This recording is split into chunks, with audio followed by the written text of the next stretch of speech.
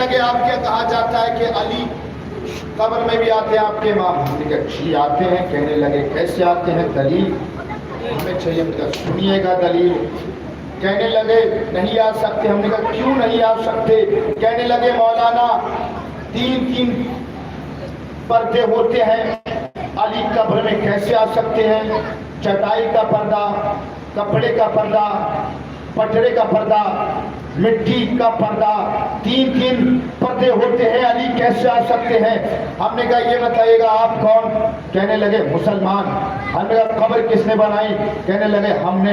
ہم نے کہا یہ بتائیے خانہ کعبہ کس نے بنایا؟ کہنے لگے جناب ابراہیم، جناب اسماعیل نے. ہم نے کہا توجہ فرمائیے گا، ابھی تک آپ خاموش بیٹھے ہیں، ہر کسی سے توجہ چاہتا ہوں.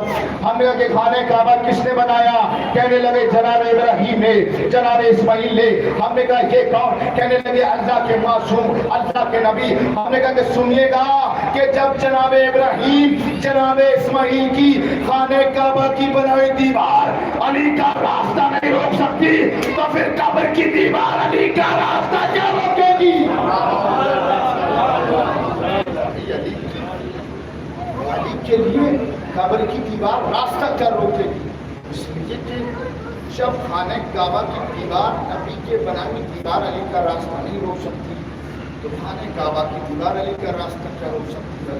اور بے وقوف ہمارے مولا کا مقابلہ بھی کرواتے ہیں. ہم نے کہا کہ علی کا مقابلہ کروانے کے پہلے تاریخ کو پڑھ لیجیے گا، سمجھ لیجیے گا، دیکھ لیجیے گا. کہنے لگے کیا مطلب؟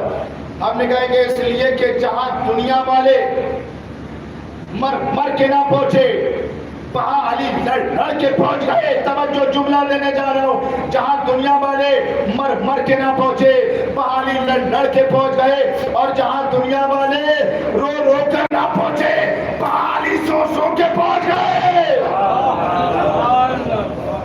تو علی کی ایک شربت، نبی نے کیا فرمایا؟ علی کی ایک شربت ثقلین کی عبادت سے زیادہ بھاری ہے.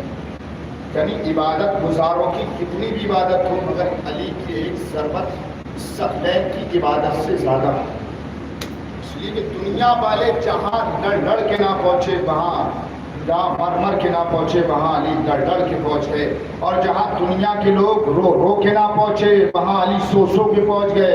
اس لیے کہ یہی وجہ ہے کہ نبی کے ساتھ کوئی غار میں تھا، رو رہا تھا، نبی منع کر رہے تھے، مگر وہ نبی منع کرنے کے باوجود وہ روتے رہے. مگر یاد رکھے گا کتنا بھی رو لو دکھاوے کا، مگر نبی راضی نہیں ہو سکتے.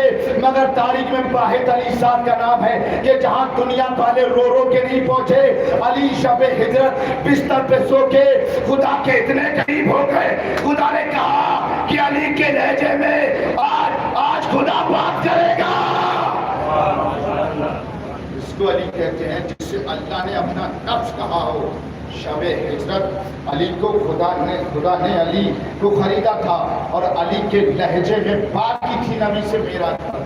تو میں یہی کہوں گا کہ پھر میں کہوں گا اللہ کا جتنا بھی شکر ادا کرا جائے کم ہے کہ ہمیں ایسے ہادی ملے، ایسے رہبر ملے جو کسی کو نہیں ملے. اس لیے کہ دنیا میں جہاں رہیے گا اپنے مولا کی معرفت کے ساتھ رہیے گا، جہاں بھی رہیے گا کردار کے ساتھ رہیے گا، جہاں بھی رہیے اخلاق کے ساتھ رہیے گا.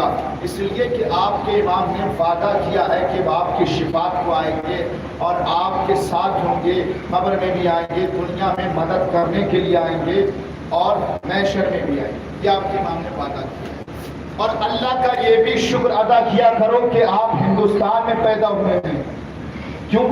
اس لیے کہ دنیا میں اکثر ایسے ملک ہیں کہ جہاں پر عزاداری کرنا منع ہے، مگر یہ ہندوستان ہے حسین کی خواہش کا نام، حسین کے آنے کا نام، حسین کے ارمان کا نام. اگر امام حسین اگر ہندوستان آ جاتے، آج جو نہر فرات کو مرتبہ نہیں ملا ہے وہ گنگا کو مل جاتا. کیوں؟ اس لیے کہ حسین اگر ہاتھ لگا دیتے نا تو آج جو نہر فرات کو مرتبہ نہیں ملا ہے وہ یہاں کی نہر کو مل جاتا. اس لیے کہ میں کوئی یوں ہی نہیں کہہ رہا ہوں، اس لیے کہ حسین جن جگہ پر ہاتھ لگا دے وہ جگہ کا مرتبہ الگ ہو جاتا ہے. جب دنیا کی کوئی سی نہر ہو، اگر حسین اس نہر کے پانی پر ہاتھ لگا دے تو اس نہر کا مرتبہ الگ ہو جاتا ہے. یہی وجہ کسی شاعر نے کہا تھا کہ وہ خوبیوں کا نام نہیں ہے جہان میں، وہ خوبیاں تمام ہیں ہندوستان